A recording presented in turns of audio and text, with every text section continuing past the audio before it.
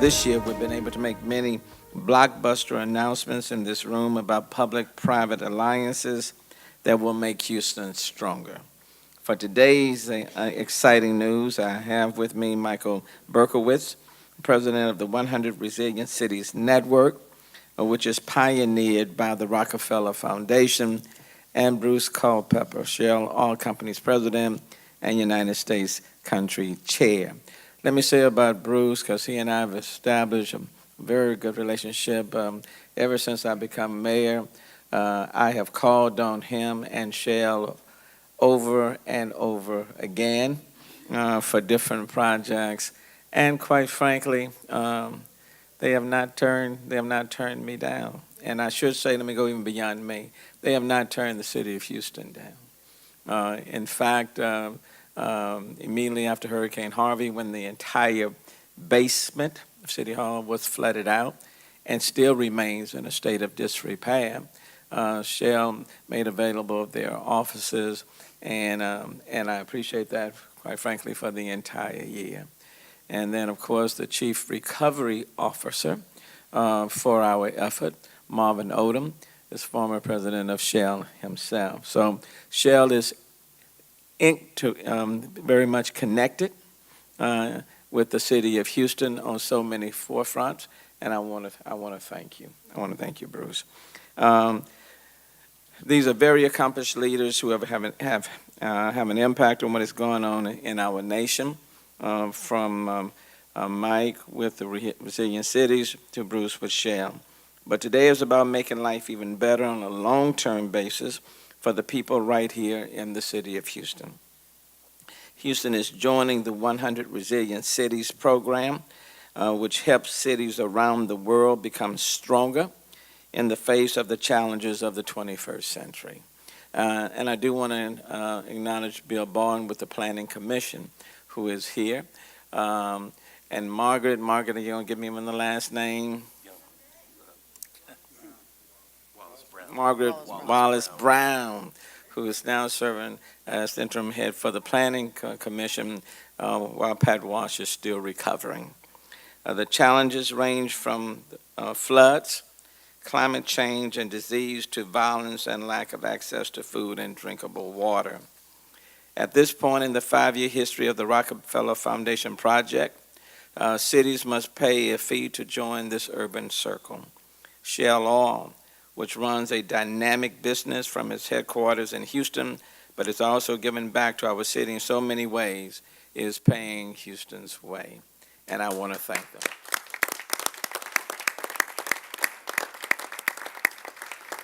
Houston is the first city to enter the program with private sponsorship. And quite frankly, let me tell you, if we had to leave it just to the city of Houston alone, there are many things that would not take place. But we are fortunate, very fortunate to be in a city where we have public-private support, sponsorships, collaborations, and we are very blessed in that regard. And again, I want to thank Shell for partnering with the city, not just in name, but in terms of underwriting this very important effort. The city will also now have access to 120 nonprofits, for-profit academic and government institutions that have pledged more than $200 million in the form of services and technical assistance. You can clap on that, too. And Houston will also now have access to the global peer network that ties together the great work being done in other cities. In Houston, New Orleans-based nonprofit, the Water Institute of the Gulf, will provide significant technical assistance and guidance in the creation of the city's resiliency strategy. And Houston will receive grant funding to hire a chief resilience officer to work a comprehensive resilience strategy that includes flooding, but also goes well beyond that as well. Steve Costello will be the flooding czar. We shall bow to Steve. I know.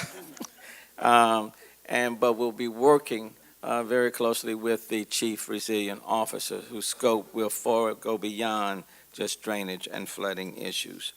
The work will We'll look at keeping Houston strong in the face of what the 100 resilient cities call the shocks of the future, such as long-term problems with mobility, housing, and employment.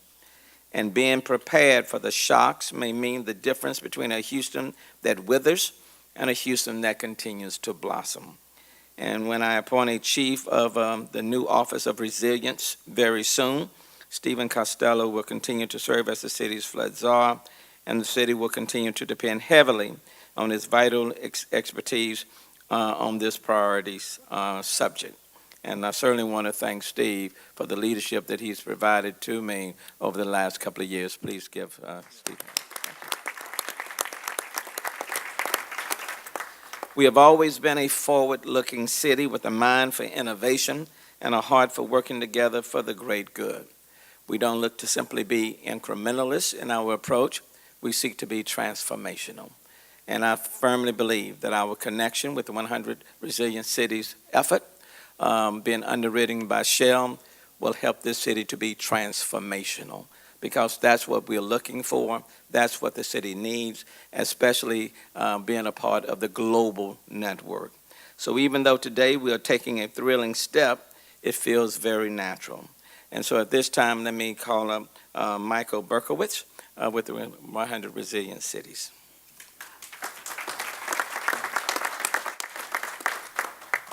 Thank you, Mayor. Thanks, Mike.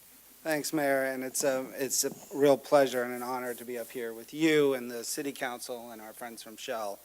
It's great to be next to someone who makes me feel average size, so I thank you, Council Member, for that. And I'm really thrilled to be here today to officially welcome the City of Houston to the 100 Resilient Cities Network. As you mentioned, we're a global movement that aims to fundamentally change the way cities plan and act in the 21st century. And we wouldn't be here today without the generous support from Shell. And on behalf of 100 Resilient Cities, I'd like to extend our thanks to Bruce Culpepper, Jason Klein, and the entire Shell team who worked so hard to get us here. It's a really important to find a way to enable Houston to join this network of cities and partners and really sponsor this important work. So thank you very much. Mayor, you thanked him, but Brett Perlman was the very first who showed up on our doorstep. And we met at a conference, but and then he came to the Rockefeller Foundation, and really it's been an ongoing effort from him and so many other people, both on our team, but really in the city and at Shell, to get us to this place. So thank you very much. I haven't met him, but I just wanted to also mention Pat Walsh, who my team says has provided leadership and vision to get us to this place. So thank you, Pat. Like cities, like Houston, cities across the world are facing extraordinary challenges due to globalization, urbanization, and climate change. From 100-year storms to mass migration, to aging infrastructure, to racial and economic inequalities, cities are in the crosshairs of the world's most pressing challenges. And the stakes are growing. By 2050, 75% of the world's population will live in urban areas. So the way cities respond to these challenges reverberates on a global scale and will quite literally change the course of history. That's really what's at stake. And 100 Resilient Cities was created by the Rockefeller Foundation in 2013 to help cities understand and embrace this opportunity and strengthen themselves so they not only adapt and survive disaster, but in fact grow in both good times and bad. And that's really what resilience is about. It's not just about being prepared for the next disaster. Rather, it lies in strengthening the city as a whole and addressing the interrelated challenges that weaken the urban fabric. It's a capacity. At the core of it, it's a capacity of individuals, of communities, of institutions, of businesses, and systems to survive, adapt, and grow in the face of varied challenges. And as the mayor was saying, these challenges could be acute shocks, things like fires, hurricanes, floods, terrorism, but they could also come in the form of long-term, slow-burning disasters, things we call chronic stresses, that weaken a city over time, such as poverty endemic violence, or shifting macroeconomic trends that disadvantage a city. In order to survive in this varied threat landscape, cities are building a capacity that includes good emergency response and public health, of course. It includes good infrastructure, but it's really about community cohesion where neighbors check on neighbors. It's about a diverse economy with a strong middle-class jobs base, and it's about good governance with stakeholders at the table. All of these capacities allow cities to survive and thrive in the face of the threats of the 21st century, and that's what we're trying to build here. What the most innovative cities do is to seek and implement solutions that try to solve multiple challenges at once through a single intervention. This is what we call the resilience dividend, but you can call it many, many other things too. It's to help cities, and to help cities achieve this discipline, we provide 4 kinds of support that the mayor touched on. First is funding to hire a chief resilience officer, a senior single point of contact who works for the mayor to coordinate and really connect the work that's already ongoing. We come to cities so often. There's so much good work that's going on that just needs to be better connected, and that's what a chief resilience officer can do. And we've seen the power of a strong CRO as a way to connect and inform these disparate efforts. In New Orleans, former CRO Jeff Hebert and his team institutionalized a resilience framework for the city and worked to steer budgets and projects towards building capacity and preparing for the next disaster. And now Jeff is the president of the adaptation your vice president, sorry, let me not promote you so quickly, for adaptation and resilience at the Water Institute, and he's going to be the lead outside expert working here in Houston through the 100 Resilience Partnership. So hopefully you'll get a lot of what Jeff learned in New Orleans and be able to build on it and not repeat the same mistakes he made over his 5 years. The second kind of support we provide, as the mayor mentioned, is assistance to create a resilience strategy to really and again, this is about connecting. It's not necessarily will not be all about new initiatives. It will be about connecting existing initiatives and implementing a greater resilience value from them. The third is to support implementation. We've got, as the mayor mentioned, a platform of partners and resources, over 100 partners pledging more than $200 million worth of pro bono resources that cities can tap into. And so that has been a tremendous asset to the 100 cities in the network. And lastly, and this I think is in some ways what cities value most in this network, is the access to the peer-to-peer network, with cities teaching other cities how they did it. And you would be surprised, every city goes in thinking this is a local, this is my own local context. This is how we do things in New York or Houston or Rotterdam. But when you get down to it, there's so much that can be learned. So much value that can be gleaned from the successes and frankly and the mistakes of other cities, that this peer-to-peer network is one of the things that will make this a really valuable engagement. We begin our work in Houston knowing that we have a once-in-a-generation opportunity to help the city rebound in the wake of Hurricane Harvey. There is going to be so much money and effort and resource invested in rebuilding, whether that's in the form of a county bond, in the form of FEMA and HUD money, in the form of local funds, that we have an opportunity to actually, if we build the next generation of infrastructure right, you all can change this city and make it a world-class city. And that is an incredible legacy. Of course, the challenge here, as it is in cities across the world, is how to get the most out of these investments to ensure that every dollar spent recovering from Harvey does double duty, fostering social cohesion, improving access to economic opportunity, and enhancing natural and man-made infrastructure in a way that will both mitigate against the worst effects of flooding during the next storm or whatever the next disaster happens to be. And that will require the development of, that will require economic development organizations, social agencies, flood control engineers to jointly plan and build that infrastructure. And that doesn't happen easily. We see it in cities around the world. Engineers want to talk to other engineers. Social agencies want to talk to social agencies. But if you can break down some of those silos, you can get a lot more from each of those investments, and that's really what resilience is about. Because the next thing that happens in Houston will probably not be a hurricane. It will be something else. And building that kind of strength will allow Houston to survive and thrive in the face of any of those. So I think the opportunity is immense. We talked about it. Rebuilding Houston in an integrated, inclusive, and forward-looking way will transform this city for generations to come and solidify its place as one of the world's great cities. And that's really why I'm here and so excited, Mayor. Our work here is just beginning. But I already look forward to joining you back here to release the Houston Resilience Strategy sometime in 2019 and to reaffirm our commitment to a strong partnership for years to come. We welcome Houston as it joins a global movement, and I'm confident that as a result, the outcome will be a more inclusive and resilient city for all those who call Houston home. Thank you.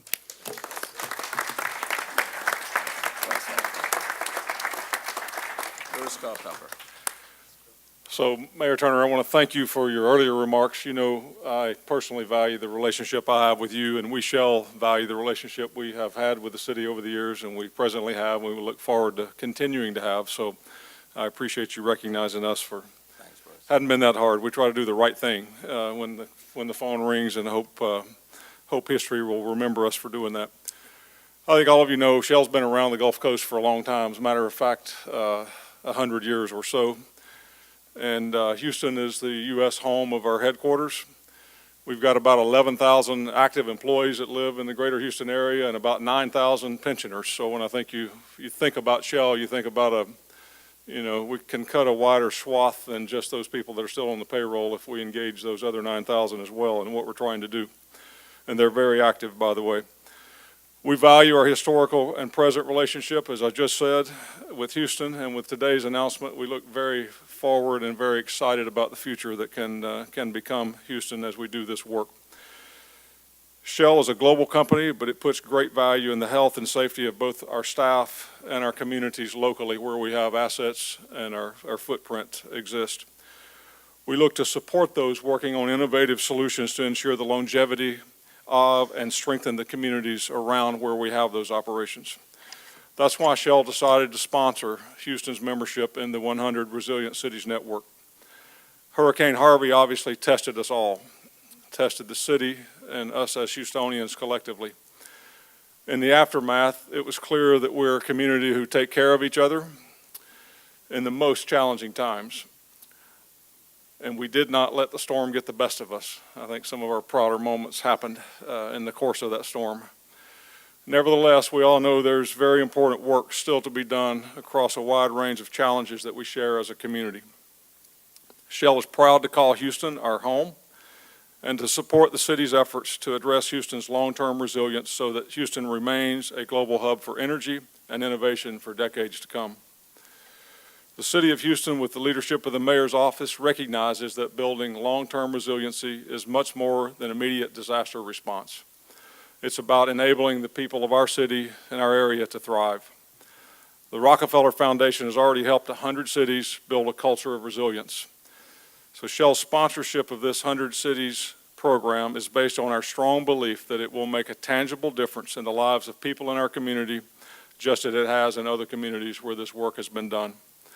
So thank you to the Rockefeller Foundation for developing and perfecting the Resilient Cities program and bringing it to Houston. And thank you, Mayor Turner, and to your office, your staff, City Council, and all that have been involved to endorse that support and to invite us, quite frankly, to be a sponsor of it. We're proud to be that sponsor. We look forward to working with you, and we look forward to the results that it produces. So thank you all.